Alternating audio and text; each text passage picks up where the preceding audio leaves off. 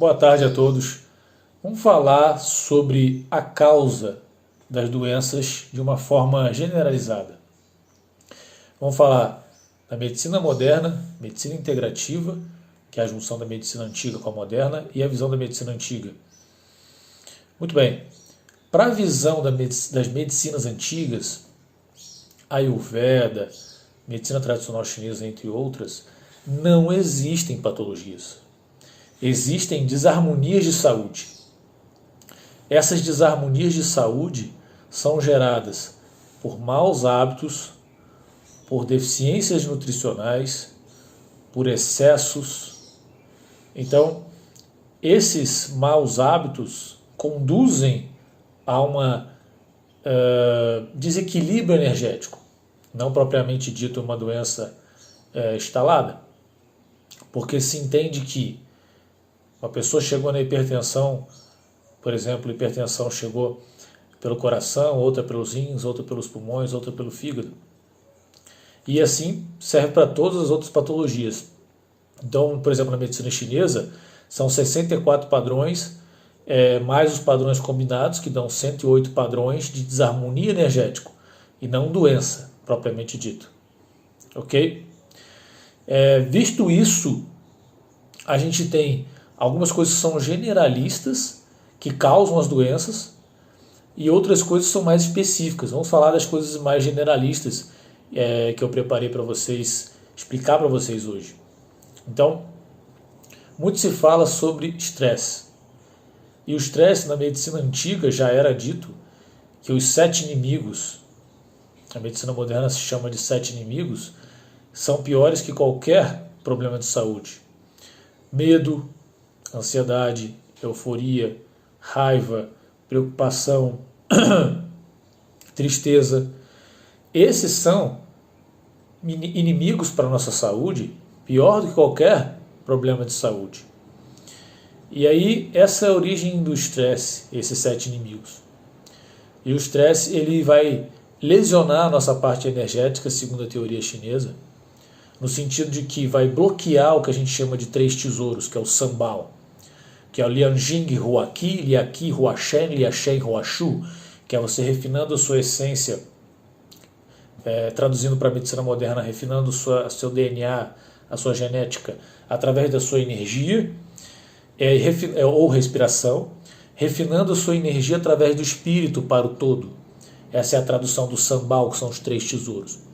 Então, os 3 tesouros da medicina chinesa são nossa essência, energia e espírito. Então, a medicina antiga não exclui o espírito, e a moderna ela já está começando a aceitar a consciência, o espírito, como uma força maior que rege a nossa mente, o nosso corpo. Então, muito importante cuidar dessa parte.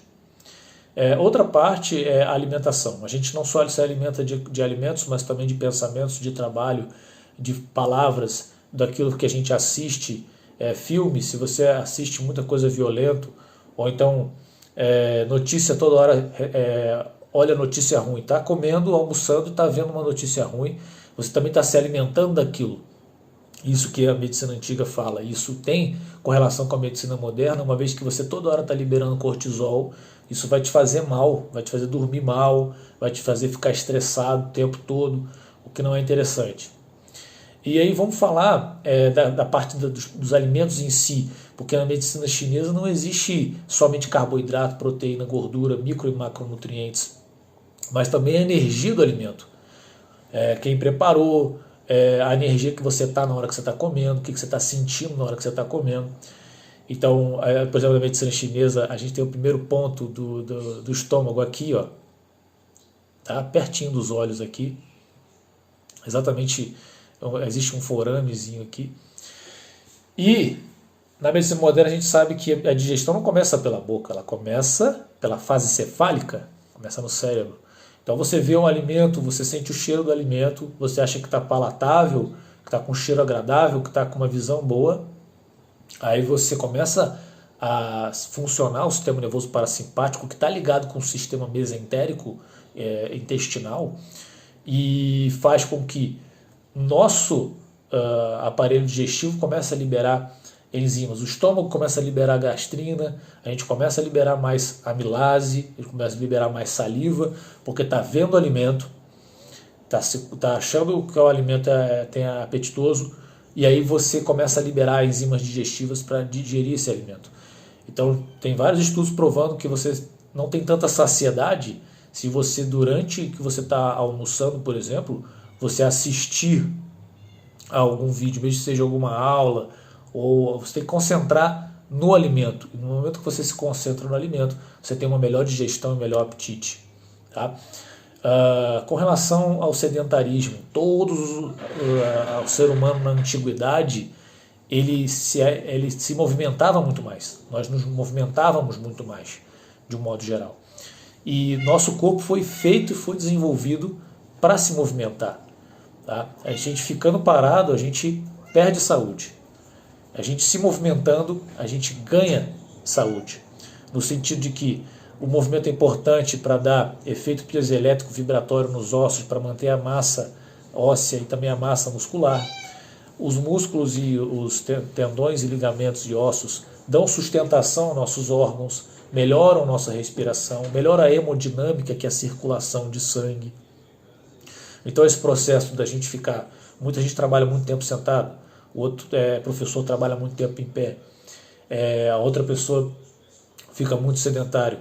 Todos esses processos podem levar a patologias, porque nós somos envolvidos para sempre estar em movimento, caminhando. Antigamente a gente plantava muito, caminhava, e a gente não tinha uma vida sedentária. E hoje a gente tem uma vida sedentária, o que aumenta o risco de vários tipos de doença, diabetes, hipertensão, doenças cardiovasculares. Né? Queria falar sobre a desidratação, que a maioria das pessoas hoje é desidratada, que já é um processo que acontece naturalmente com a idade. A gente, quando é criança, neném, a gente tem muito mais água no corpo, e quando a gente vai envelhecendo, a gente perde água no corpo. Os principais tecidos que são ricos em água são os olhos, os músculos, o sangue. O sangue tem 92% água. Então, a gente está constantemente desidratado, porque antigamente todos os alimentos que a gente consumia, frutas e verduras, em grande quantidade, tinha muito mais água. E hoje a gente está comendo muitos alimentos que desidratam. E as inflamações. A maioria das inflamações geram patologias, e as patologias geram inflamações. Então é uma faca de dois gumes, né? A maioria das pessoas hoje sofre processos inflamatórios crônicos, muito mediante a produtos artificiais adicionados, emulsificantes, corantes artificiais, aromatizantes e outros conservantes também em alimentos industrializados. Fora que se consome muito ácido araquidônico, muito ácidos graxos poliinsaturados, que é o ômega 6, oriundo de óleo de soja, óleo de algodão, óleo de girassol, óleo de canola, óleo de milho. Esses óleos inflamam o organismo, assim como excesso de refrigerante, açúcar e produtos industrializados e álcool. E o mau sono. Não tem como ter saúde sem ter um bom sono. Então, todas essas características, não tem como a gente ter boa saúde se a gente não prestar atenção em cada uma dessas características. Espero que esse vídeo tenha esclarecido e elucidado e motivado você a cuidar da sua saúde, que é o nosso bem mais precioso, para a gente poder seguir em frente no nosso propósito. Um abraço a todos.